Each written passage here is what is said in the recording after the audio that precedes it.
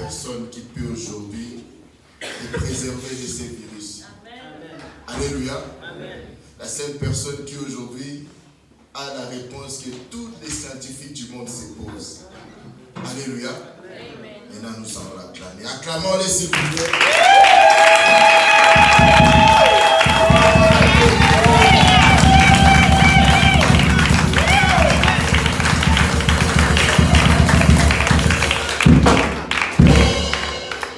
Aujourd'hui, quand tu allumes ta télé, franchement, il y a de quoi être encouragé.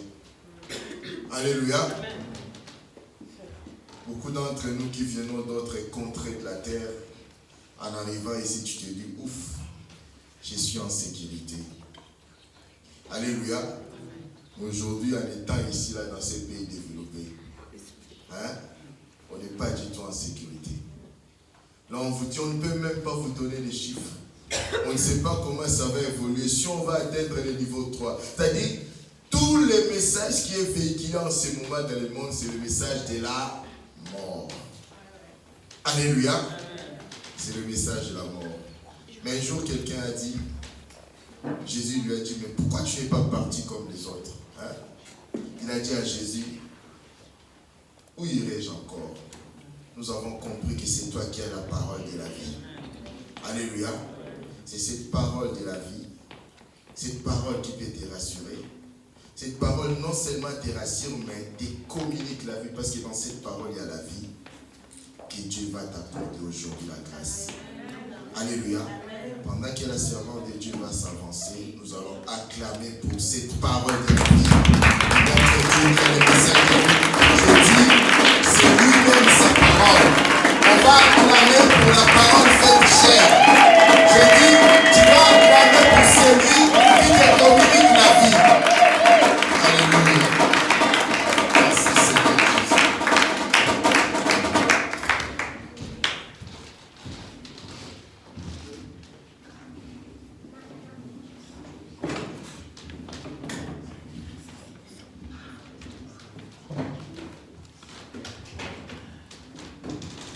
Alléluia. Alléluia. Est-ce que vous pouvez acclamer encore une fois de plus?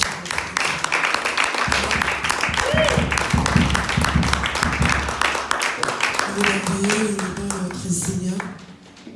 Tu vas fermer tes yeux, nous allons chanter pendant un moment. Comme l'argile devant les potiers, donne-moi la forme qui te plaît. Fais toutes choses en ton temps, je serai toujours confiante. Seigneur, observe mes voies, garde-moi auprès de ta croix. Je voudrais habiter chez toi tous les jours ici-bas. Que ma vie soit une fleur, un parfum pour toi, Seigneur. Que ma vie soit une fleur, un parfum de bonne odeur. Yahweh, devant toi je me repens. Fais de moi ce que tu voudras. Jésus, devant toi je me repens. Fais de moi ce que tu voudras. Tu vas élever ta voix, tu vas demander à ce que Dieu fasse de toi ce qu'il veut réellement. Tu vas recommander tes enfants entre les mains du Seigneur et lui demander de te parler personnellement. Prions au nom de Jésus. Seigneur Dieu, nous te bénissons, te rendons encore une fois de plus gloire. Est-ce que tu es notre Dieu, tu es notre Seigneur, notre Maître? À part toi, il n'y a pas d'autre Dieu, il n'y en aura jamais. Jésus, je viens te recommander ces enfants pendant lesquels tu vas encore nous parler. Tu vas parler à nos cœurs éternels, Dieu de gloire. Seigneur, laisse-moi à travers ces paroles d'aujourd'hui, que tu puisses, Seigneur Jésus, nous transformer. Que nous puissions être, Seigneur Jésus, comme de l'argile, Seigneur, dans tes mains, éternel Dieu. Et que nous puissions être façonnés comme tu le veux, éternel Dieu, pour la gloire de ton nom. Merci, Seigneur Jésus, de parler à tout un chacun de nous. Et que ta parole, Jésus, puisse transformer, que ta parole puisse nous changer. Au nom de Jésus-Christ, nous t'avons ainsi prié et nous te disons gloire et louange à toi, Seigneur Jésus. Nous acclamons le roi de roi, notre Seigneur. Merci à toi pour nous pouvons nous asseoir. Alléluia. Je vous salue tous au nom de Jésus. Je suis une fois de plus contente de me retrouver parmi vous. Et je suis contente aussi d'être dans la maison de mon Père. Amen. Que le nom du Seigneur soit béni. Merci à Dieu qui me donne encore la force d'être là, qui me donne la vie, la bonne santé. Et merci également à l'âme de Dieu pour la confiance qu'il m'a accordée. Amen. Alors donc, souvent, le thème qu'on nous a proposé, le thème sur lequel nous allons parler, c'est l'ébrisement et l'obéissance. Amen. L'ébrisement et l'obéissance. C'est vrai que j'étais partie, je me disais, l'obéissance, je trouve encore des choses à parler sur l'obéissance, et je n'avais aucune inspiration sur l'ébrisement. Je me posais des questions avec l'ébrisement, l'obéissance. En même temps, je me disais, c'est quoi les rapports? Je me suis posé des questions, je cherchais, je faisais à manger, ça tournait dans ma tête. Et bien, Dieu est merveilleux. Et je m'étais dit, et bon, moi je parlerai sur l'obéissance. L'Esprit de Dieu m'a dit, non, tu parleras sur l'ébrisement. Amen. Donc, nous allons parler aujourd'hui sur l'ébrisement. Nous allons lire la parole de Dieu. Nous allons partir dans Jérémie 18, le chapitre 1, Jérémie chapitre 18, pardon, le verset 1 au verset 6. Avons-nous trouvé? Amen. Et bien, si nous avons trouvé, je vais lire la parole de Dieu. Est-ce que nous pouvons nous élever pour honorer la parole de Dieu? Jérémie 18, 1 à 6, chez lui au nom de Jésus. L'Éternel parla à Jérémie en ces termes. Va, rends-toi chez le potier et là, je te ferai entendre ma parole. Je me rendis donc chez le potier qui était en train de travailler sur son tour. Mais le récipient qu'il façonnait avec l'argile ne fut pas réussi. Alors le potier en refit un autre, comme il le jugea bon. Là-dessus, l'Éternel me parla en ce terme. Ô peuple d'Israël, ne puis-je pas agir à votre égard comme a fait ce potier, demande l'Éternel. Vous êtes entre mes mains comme l'argile entre les mains du potier, communauté d'Israël. Amen. Nous allons lire dans le livre de Luc, les chapitres 9, le verset 23. Luc 9, 23. Je lis au nom de Jésus. Puis il dit à tous, si quelqu'un veut être mon disciple, qu'il renonce à lui-même, qu'il se charge chaque jour de sa croix et qu'il me suive. Alléluia. Amen. Acclamons pour la parole de Dieu. On ne peut parler de l'obéissance sans pourtant parler du brisement. Amen. Amen. Car pour pouvoir obéir sans pourtant, sans se justifier, sans revendiquer ce droit, eh bien, on doit tout d'abord passer par les brisements. Alléluia. Amen. Eh bien, être brisé, les brisements. Par la définition, le brisement, c'est le fait de c'est le fait de mettre quelque chose en pièces, c'est le fait de mettre quelque chose en morceaux. Alléluia. Amen. Donc, pour qu'une chose, un objet puisse être brisé, eh bien, il doit avoir, il y a une force extérieure qui doit s'exercer sur cet objet-là, et du coup, l'objet pourra se briser. Et donc, l'objet doit se soumettre à cette force-là, justement pour accepter d'être brisé. Donc, par le brisement, on peut entendre l'acceptation ou encore la soumission à une force extérieure qui s'exerce sur nous. Amen. Amen. Donc, comme j'avais dit que nous allons parler sur le brisement, il y avait l'obéissance aussi. L'obéissance qui est la soumission de sa propre volonté à une volonté extérieure. Et pour nous les chrétiens, c'est la volonté de Dieu. Alléluia. Donc, en parlant du brisement, dans le premier passage que nous avons lu, il est question de Dieu qui veut parler au peuple d'Israël, mais il veut faire comprendre à Jérémie ce qu'il veut réellement qu'il transmette à son peuple. Et pour cela, il l'envoie aller se rendre chez le potier. Je ne sais pas s'il y a parmi nous des gens qui se sont rendus déjà chez le potier et voir comment travaille le potier. Ça a réveillé ma curiosité. Je crois que je chercherai dans la région un potier et je vais me rendre chez le potier parce que j'aimerais bien voir qu'est fait le potier. Amen. Donc Dieu dit à Jérémie de se rendre chez le potier. Donc Jérémie s'est rendu chez le potier et il a vu comment le potier était justement en train de travailler son vase. Et par là, Dieu lui dit, est-ce que je ne peux pas faire de vous ce que le potier est en train de faire de ce vase-là? Alléluia. Amen. Est-ce que moi, l'Éternel, je ne peux pas vous façonner tel que ce potier est en train de façonner cette vase ou cette poterie? Alléluia. Amen. Et donc, moi, je voulais savoir, c'est quoi les étapes, en fait, d'un potier? Parce que du coup, on est de l'argile. Mais de l'argile, on arrive à fabriquer un vase ou une poterie. Alléluia. Donc, je voulais savoir, c'est quoi les étapes, justement, le processus que l'argile, subit l'argile pour atteindre le vase, ce vase d'honneur, de vase que nous mettons des fois qui hors de nos logements. Alléluia. Donc, j'ai pris quelques étapes, mais j'ai pris les étapes vraiment pour moi que je trouvais les plus importantes et je n'ai pas tout détaillé. Et l'argile, c'est une terre. Et une fois extraite, en fait, l'argile, ça a des microbes, de la saleté, si je peux le dire. Et bien, le potier, quand il prend de l'argile, avant de commencer à travailler cette argile-là, il prend tout d'abord le soin de pouvoir éliminer toutes les saletés qui se trouvent dans cette argile. Alléluia. Amen. Et donc, le potier utilise justement des processus, pour ceux qui sont en chimie, il y a le processus de décontation et il y a aussi le tamisage. Alléluia, je ne sais pas si je le dis bien, tamisage, je crois. Tamiser. Nous, chez nous, au pays, vous savez, on a du foufou. Je vais le dire parce que c'est ce que je faisais. Du foufou, c'est des maniocs qu'on a séchés.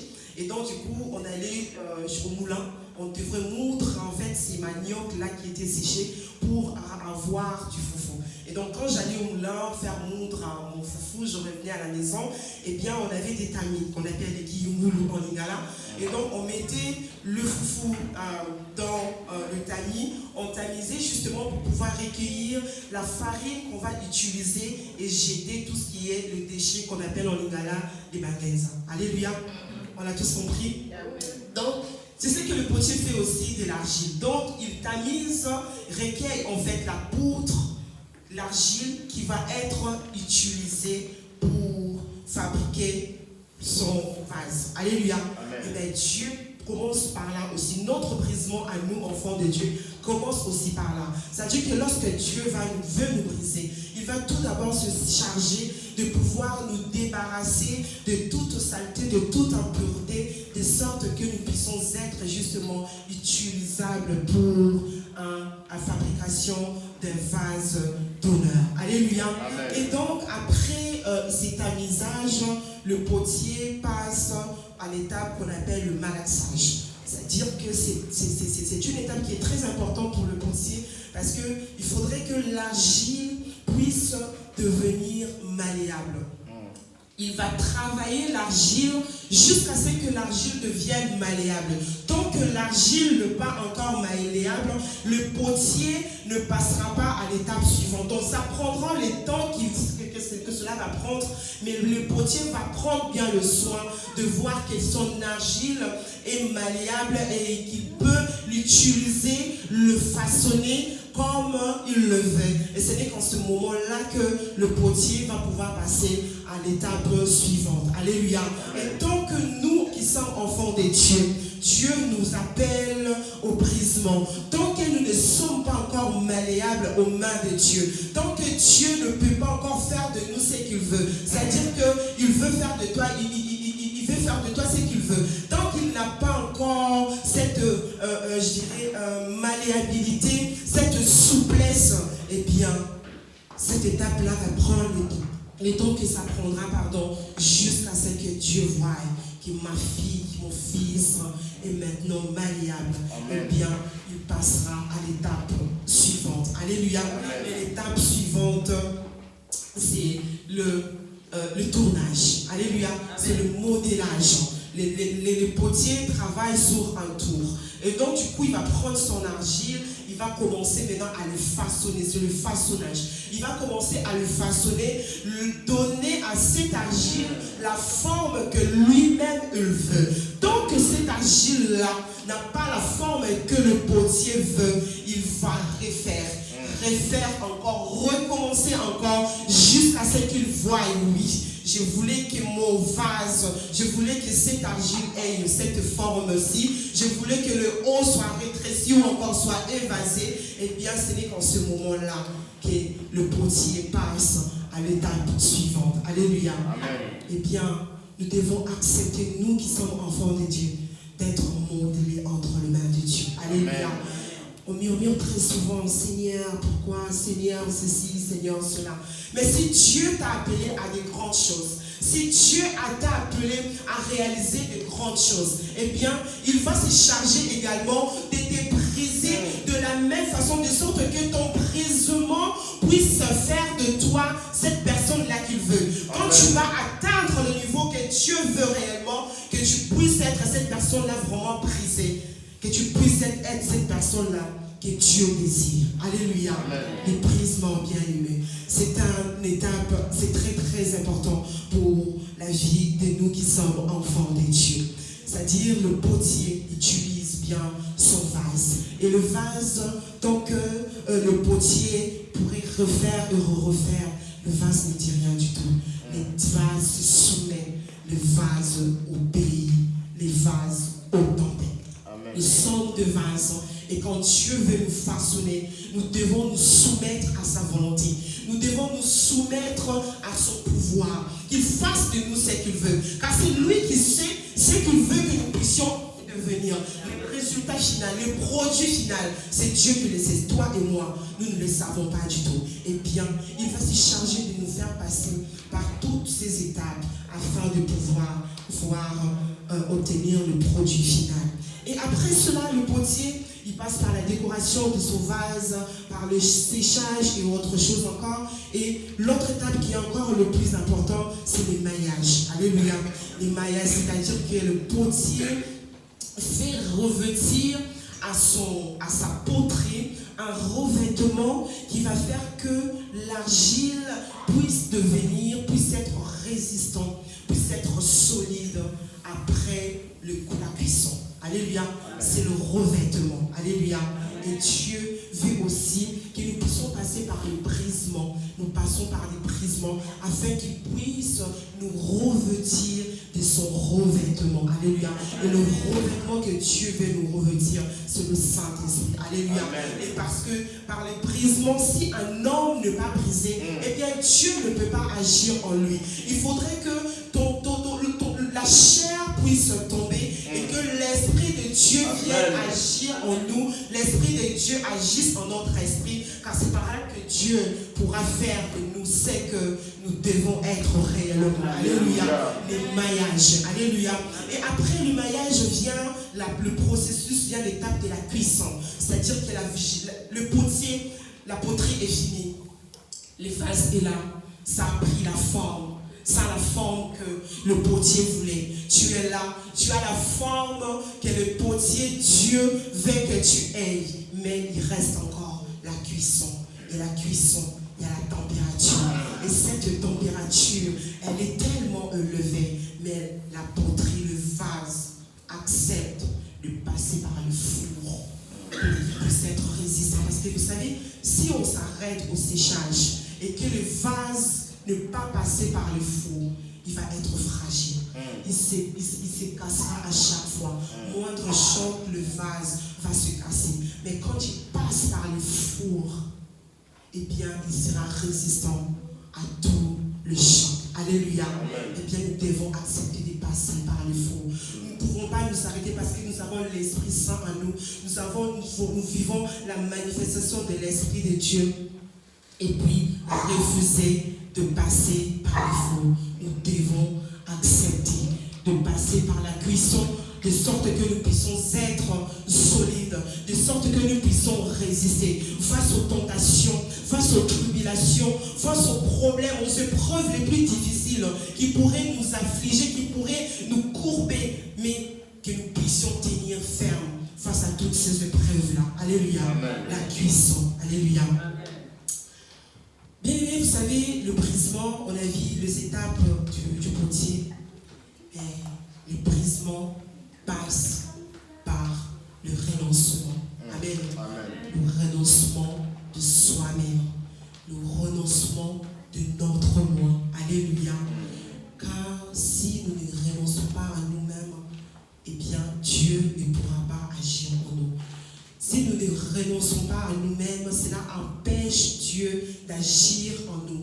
Dieu veut agir dans nos vies. Il veut nous élever. Il veut faire de nous ces grandes personnes que nous voulons. Mais il y a trop d'empêchements. Alléluia. Amen. Il y a trop d'empêchements. D'empêchements qui fait que Dieu ne puisse pas faire ce qu'il veut réellement. Alléluia. Amen. Ainsi, comme je disais, comme on a lu le deuxième passage que nous avons lu, il a dit que c'est lui qui veut être mon disciple, qu'il se charge, qu'il renonce à lui-même, qu'il se charge de sa croix et qu'il me suive. Alléluia. Amen. Renoncer à soi-même. Le moi, c'est trop rempli. Le moi est trop rempli. Et quand tu es rempli, Dieu ne pourra pas venir agir en toi. Il faudrait que Dieu puisse te déplier. Dieu puisse nous vider tout d'abord afin que nous puissions être remplis, mais remplis de lui, remplis de son esprit pour qu'il puisse œuvrer en nous. Alléluia. Amen.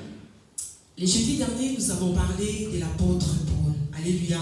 C'est encore un exemple qui m'est revenu. Nous avons parlé de l'apôtre Paul. Paul, c'était un homme qui était grand, je dirais. C'était un intellectuel. Paul avait fait des études. Il était enseigné par un grand professeur. Paul, c'était un benjaminite. Paul, c'était quelqu'un qui pouvait même avoir l'autorisation de gouvernement, de l'autorité, en fait, pour pouvoir persécuter le chrétien.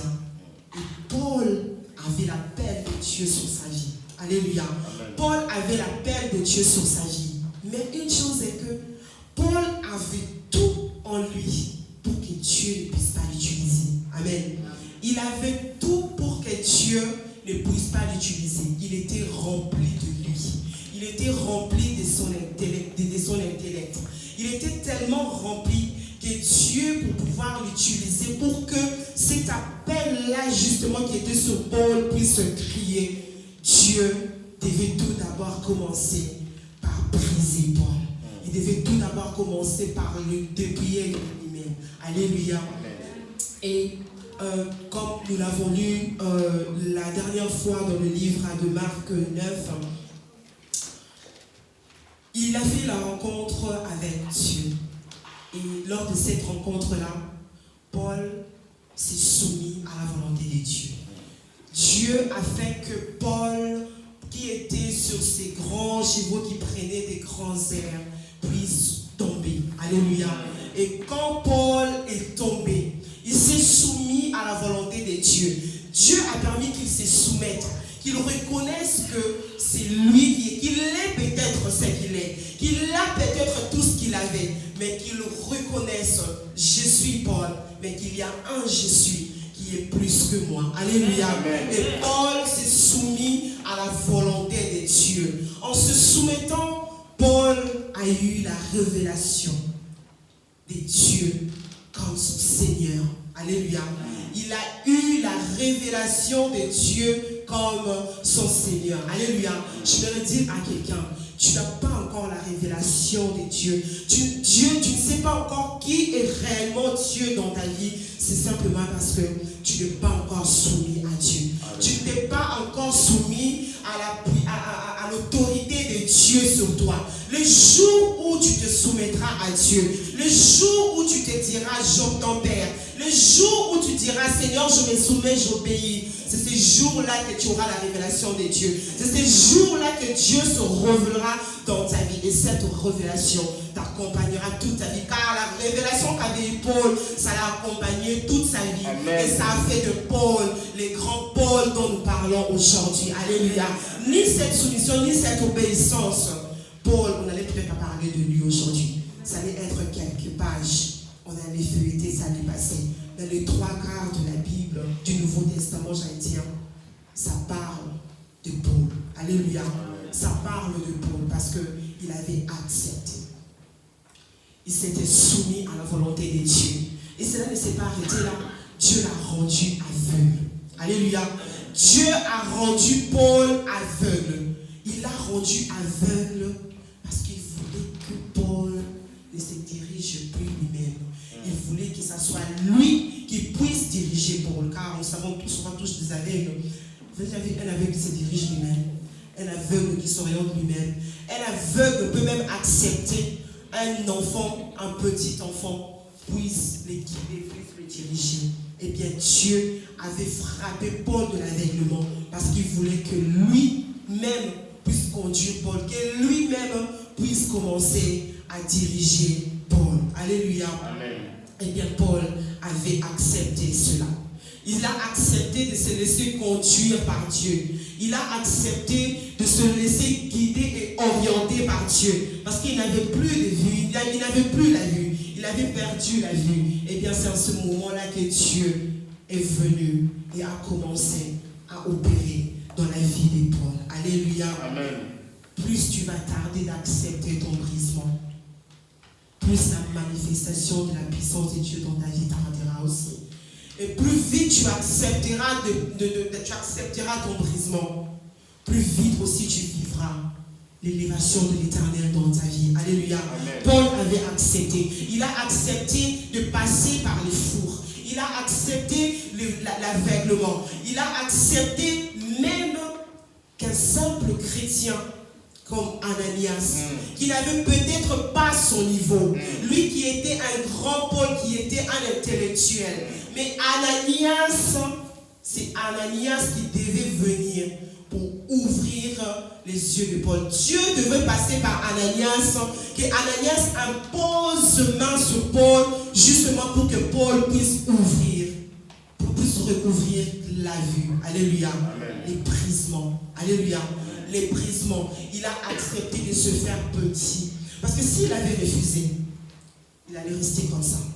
Paul n'allait pas recouvrir la vie. Il allait rester aveugle et aveugle à vie.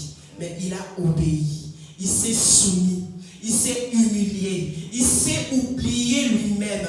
Il a oublié tout ce qu'il avait comme bagage intellectuel. Il a accepté qu'Ananias puisse lui imposer le main pour qu'il puisse se voir.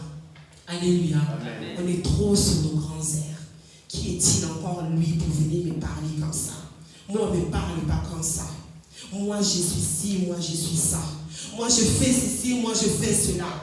Il n'a pas mon niveau. Il n'a pas du tout mon niveau social. Qui est-il pour venir me parler? Ananias. Alléluia. Amen. Ananias. Cette personne-là que tu minimises, c'est ton Ananias. C'est lui qui va faire que tes yeux puissent s'ouvrir. Dieu va passer par lui pour que tu puisses connaître ton élévation. Donc tu vas refuser Ananias. Donc tu vas minimiser Ananias. Tu demeureras dans ton aveuglement et tu ne verras jamais la gloire de Dieu. Alléluia. Amen. Paul a accepté d'être humilié, brisé, mais élevé pour la gloire du Très-Haut. Amen. Alléluia. Amen. Est-ce que nous pouvons acclamer pour la parole de Dieu?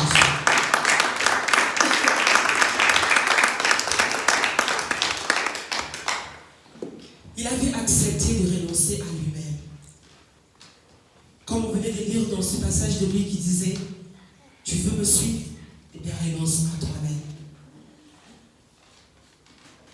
Et ces renoncements, quand j'ai regardé la comparaison des versions, j'ai retenu cette version-là parce que ça parlait de renoncer à soi-même et qu'il se charge chaque jour de sa croix et qu'il me suive. Alléluia. Chaque jour. L'épuisement, c'est chaque jour. C'est à chaque instant.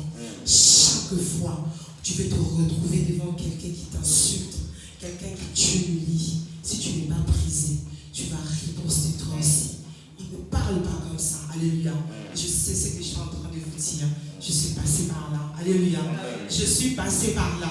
On m'a humilié, on m'a insulté. J'étais là, je n'en revenais pas. Je me disais, c'est pas possible. Qu'est-ce que je fais pour mériter tout ça? J'étais fâchée. Et je peux vous dire, j'étais vraiment fâchée. Je suis rentrée chez moi. Je me suis dit, je ne pardonnerai jamais. Le pasteur est venu me voir, il m'a parlé. J'ai dit, pasteur, laisse-moi tranquille, je ne veux pas. Je ne veux pas. Le pasteur m'a regardé, il m'a dit, tu n'es pas brisé. Alléluia. Je l'ai regardé, je lui ai dit, si, je suis brisé. Mais quand il est parti, je suis restée. Je me suis dit, ah oui, il a raison. Je ne suis pas du tout brisée. Parce que si j'étais réellement brisée, eh bien, je n'allais pas réagir ainsi. Et ces jours-là, j'ai demandé à Dieu, Seigneur, brise-moi. Alléluia. Les brisements, bien aimés, ce n'est pas facile. Ce n'est pas du tout facile. Les renoncements à soi-même. Amen. Renoncer à soi-même, c'est oublier ses propres intérêts, mais c'est plutôt voir les intérêts du royaume. Alléluia. C'est affirmer un manque de liaison avec soi-même. Alléluia. Donc, c'est-à-dire que le moi en toi ne t'intéresse plus. Tu ne vois que Dieu.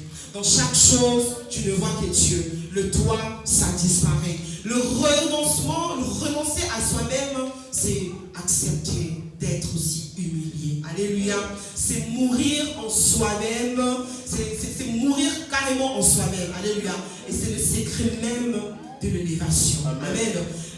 Le renoncement en soi-même, mourir en soi-même, c'est le secret de l'élévation. Tu veux être élevé? Eh bien, meurs en toi-même. Tu veux être levé? Commence tout d'abord par mourir. Et Dieu va te lever. Alléluia. Amen. Le renoncement en soi-même, c'est laisser Christ vivre en nous. Car Paul pouvait dire dans Galates 2:20, j'ai été crucifié avec Christ. Et si je vis, ce n'est plus moi qui vis, c'est Christ qui vit en moi. Si je vis maintenant dans la chair, je vis dans la foi au Fils de Dieu qui m'a aimé et qui s'est livré lui-même pour moi. Alléluia. Donc, c'est-à-dire sur la croix, Christ est mort. Il a été crucifié et donc nous avons été crucifiés nous aussi avec lui. On a été crucifiés avec Christ.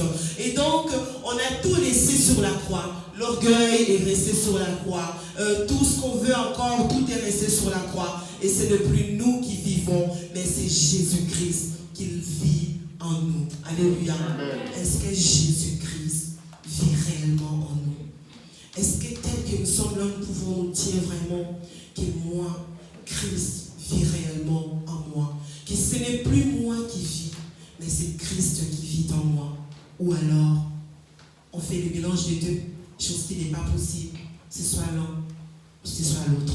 Alléluia. Amen. Christ doit vivre en nous. Renoncer à nous-mêmes, c'est vivre Christ dans nos vies. Alléluia. Amen. Et quand nous allons vivre Christ dans la vie, cela va se manifester au travers des œuvres que cela va dégager en nous. Parce que lorsque nous vivons Christ, cela dégage un parfum. Un parfum qui est Christ. Alléluia. Comme quelqu'un qui mange l'ail par exemple, ou encore des fumeurs, disons l'ail. Quelqu'un qui mange l'ail, eh bien quand il parle, c'est l'ail. Alléluia. Quand il respire, c'est l'ail. Alléluia. Dès qu'il va transpirer comme ça, eh bien c'est toujours l'ail. Eh bien si nous consommons Jésus-Christ tous les jours de notre vie, eh bien nous allons aussi respirer Christ chaque jour de notre vie. Alléluia. Amen. Et Christ lui-même est aussi passé par le brisement. Alléluia.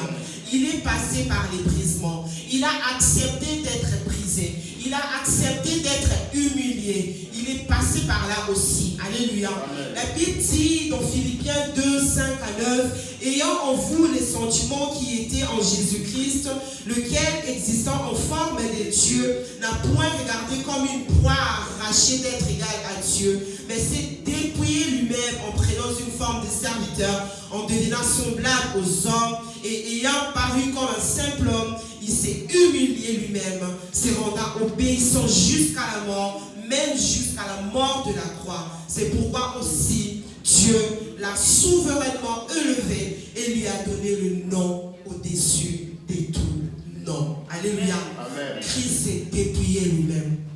Il s'est retiré toute autorité qu'il avait, lui qui était Dieu. Mais il n'a pas regardé tout ça. Il a accepté l'humiliation.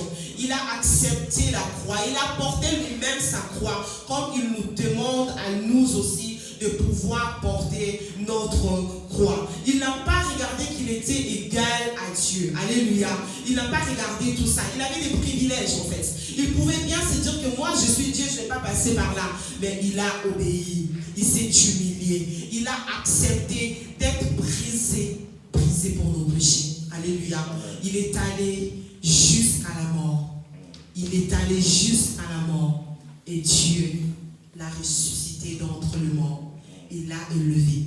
À cause de cette obéissance que Christ avait eue, c'est cette obéissance-là qui avait fait qu'il puisse être élevé au-dessus de tout nom. Alléluia. Amen. Les brisements, bien-aimés. Acceptons d'être brisés. Acceptons de mourir en nous-mêmes. Chose qui n'est pas facile, mais chose qui est possible. Amen. Tous les jours de notre vie, si nous nous disons nous allons travailler là-dessus, eh bien je peux vous rassurer que nous allons y arriver. On va y arriver. Et justement, on atteindra ce niveau-là que Dieu veut réellement que nous puissions atteindre. Dieu va vous façonner à sa façon jusqu'à voir en nous un réel, un vrai brisement. Et c'est alors que nous allons vivre la manifestation de Dieu dans nos vies. Alléluia. Christ est mort. Il est mort, il est ressuscité et il est élevé. Il est assis sur le trône de gloire des dieux. Alléluia. Amen. Sur le chemin de Calvaire, il n'a pas parlé. Il n'a rien dit. Il a gardé silence. Il a tout accepté. Il est allé jusqu'au bout. Il a accepté cela. Et si Christ a accepté cela, pourquoi pas toi et moi? Alléluia. Pourquoi pas toi et moi? Pourquoi ne pouvons-nous pas accepter nous aussi de pouvoir passer par là? Acceptons justement. Accepte le chemin par lequel Dieu est en train de te faire passer pour te façonner. Alléluia. Amen. Il veut te donner la forme qu'il veut. Peut-être tu vas te dire que tu as déjà cette forme-là. Mais Dieu est en train de regarder, il est en train de se dire non, il n'a pas encore cette forme. Avec cette forme-là, si je lui donne ce qu'il doit être réellement, eh bien il sera un sujet de scandale. Et Dieu ne veut pas que tu sois un sujet de scandale. Amen. Il veut te façonner jusqu'à ce qu'il ait les résultats de ce qu'il veut réellement. Alléluia. Amen. Est-ce que quelqu'un est prêt à accepter cela vraiment? Est-ce que quelqu'un est prêt à accepter cela?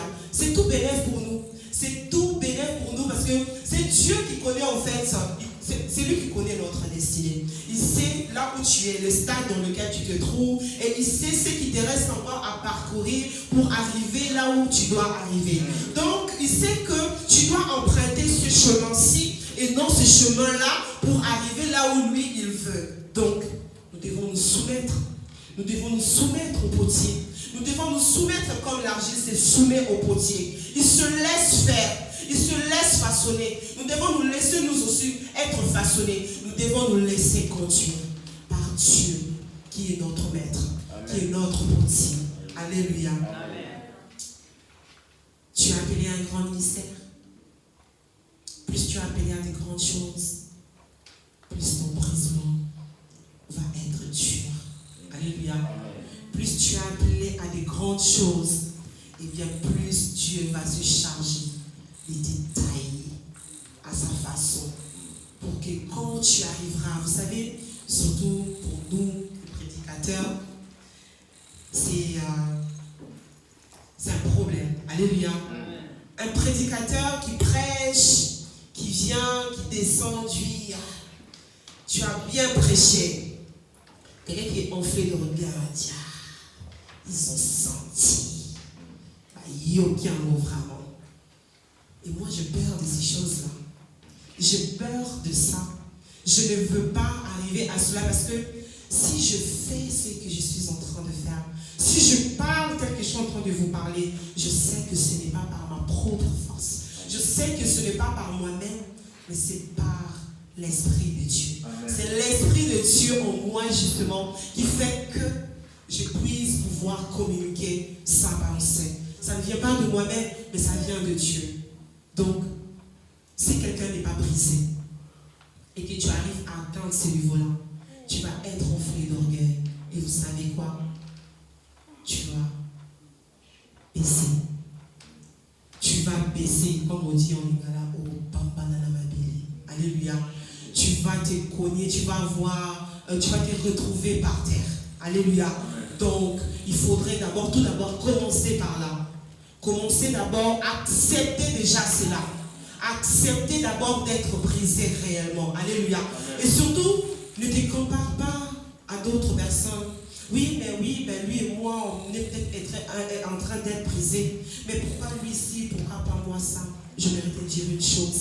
Bien-aimé, tu es unique. Alléluia. Amen. Et puisque tu es unique, eh bien ton brisement est aussi unique. Amen. Alléluia. Amen. Le brisement, la façon dont Dieu est en train de te tailler, c'est ce qui déterminera aussi ta grandeur. Alléluia. Ton élévation dépendra bien évidemment de la façon dont tu vas accepter d'être brisé. Alléluia. Amen.